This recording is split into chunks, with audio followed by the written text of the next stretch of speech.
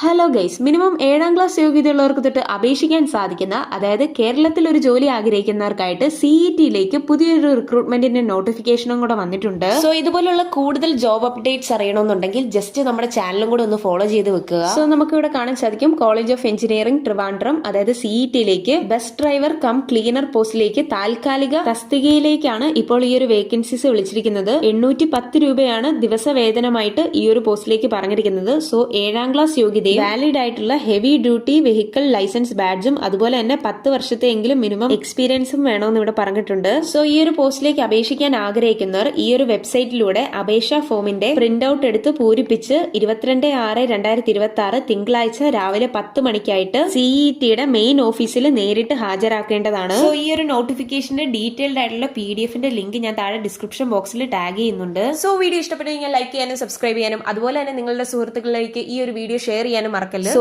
thanks for watching this video.